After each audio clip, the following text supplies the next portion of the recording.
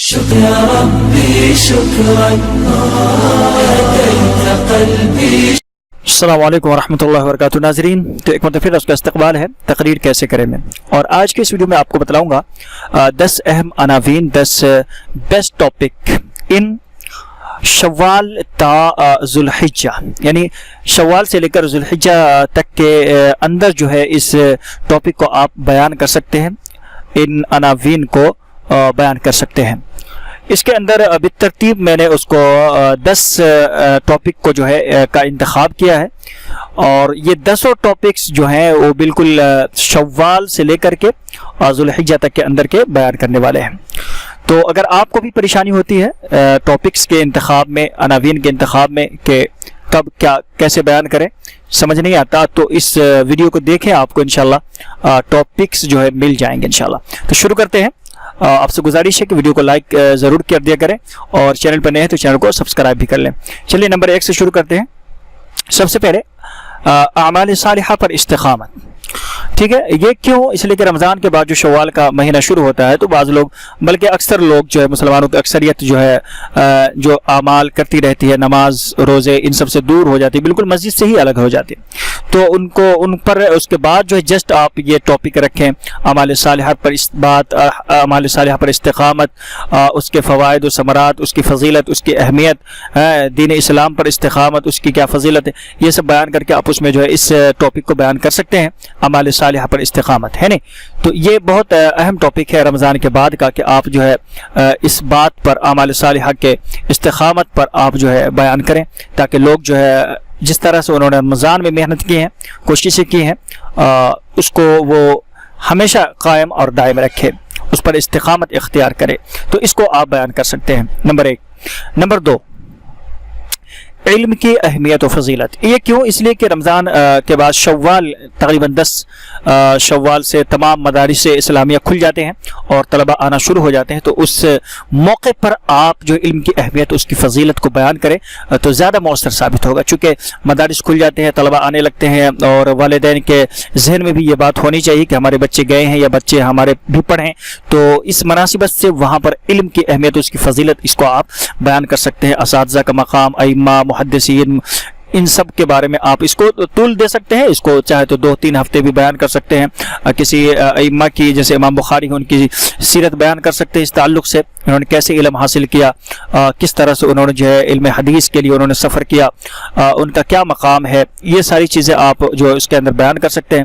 اسی طرح سے اس کو نمبر 3 میں ہم نے اسی پر علماء کا مقام اور مرتبہ، اساتذہ کس طرح سے محنت کراتے ہیں، بچوں کو، طلبہ کو پڑھاتے ہیں، ان کا کیا مقام ہے، کیا حیثیت ہے ان کی. تو ان چیزوں کو آپ جو ہے بیان کر سکتے ہیں. نمبر 3 میں علماء کا مقام، اس کا مرتبہ.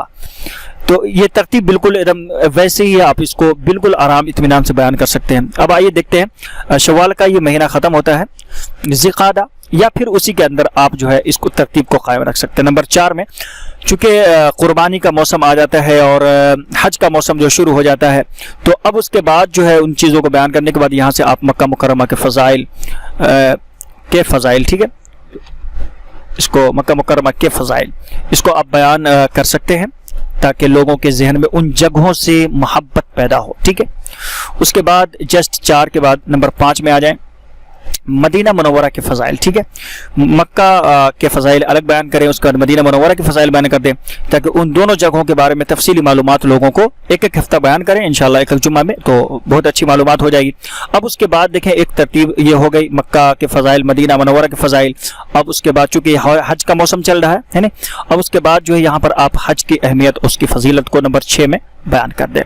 یہ دونوں چیزیں بیان کرنے کے بعد، چونکہ ان دونوں چیزوں کے بیان کرنے کا مقصد بھی یہی ہے کہ لوگ حج کے لیے آئیں اور ان جگہوں کی زیارت کریں، حج کے ارکان پورا کریں، حج کی اہمیت، اس کی فضیلت کو جانیں، اس کے ثواب کو جانیں.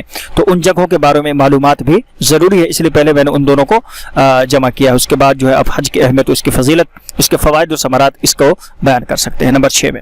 اب آئے نمبر 7 دیکھتے ہیں، سیرت حضرت ابراہیم علیہ السلام. یہ کیوں؟ اس لیے کہ اب حج کے بعد قربانی کا موقع آتا ہے. تو قربانی دراصل سیدنا حضرت ابراہیم علیہ السلام کی سنت ہے، جو سب سے پہلے حضرت ابراہیم علیہ السلام نے حضرت اسماعیل علیہ السلام کی قربانی دی، تو شروعات وہیں سے ہوئی.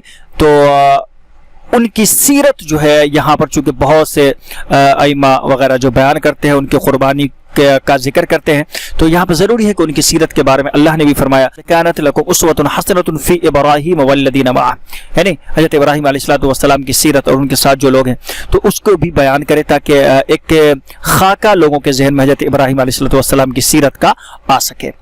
تو اس کے بعد آپ آ جائیں نمبر 8 میں، قربانی کی اہمیت و فضیلت، اس کے لگاتار ہی آپ اس کو بیان کریں، اس کے بعد ہی بالترتیب اس کو بیان کریں، قربانی کی اہمیت و فضیلت۔ اس کے بعد جو ہے اس میں ایک ٹاپک اور ہم نے جوڑا ہے جو بہت ہی اس وقت کا سلگتا ہوا موضوع ہے، جس پر لوگ جو ہے طرح طرح کی باتیں کرتے ہیں، کیا جانور کی قربانی خلاف رحم ہے، یعنی جو ہتھیہ ہے؟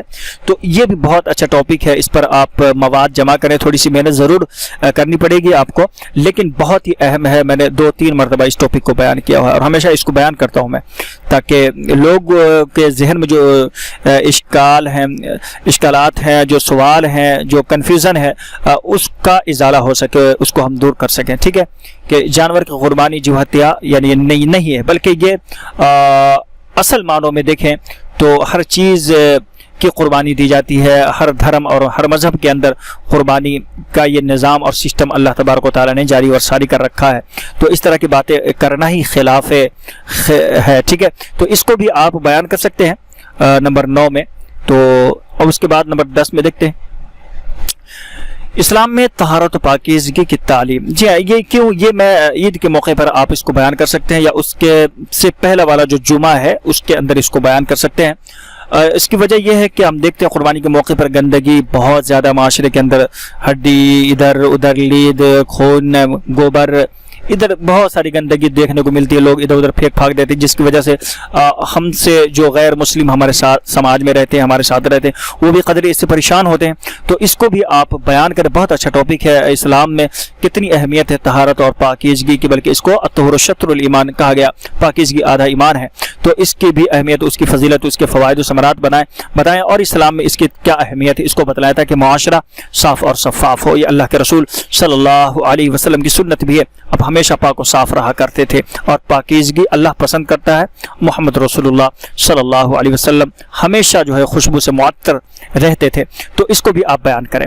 تو یہ 10 اہم ٹاپکس ہیں، آپ شوال سے لے کر ذوالحجہ تک اس کو بیان کر سکتے ہیں، بہت ہی بالترتیب ہم نے اپنے اس کو جو ہے ترتیب دیا ہے، اور اس طرح سے ہم بیان بھی کرتے ہیں، تو آپ چاہیں تو اس کو بیان کر سکتے ہیں انشاءاللہ۔ تو اگر آپ کوئی پریشانی ہو، دقت ہو، اس پر آپ کو مواد نہ مل رہے ہوں تو مواد بھی انشاءاللہ ہم فراہم کرنے کی کوشش کریں گے، ٹھیک ہے جی؟ ملتے ہیں انشاءاللہ ایک نئی ویڈیو کے ساتھ، آج کے لیے اتنا ہی۔ السلام علیکم ورحمۃ اللہ وبرکاتہ۔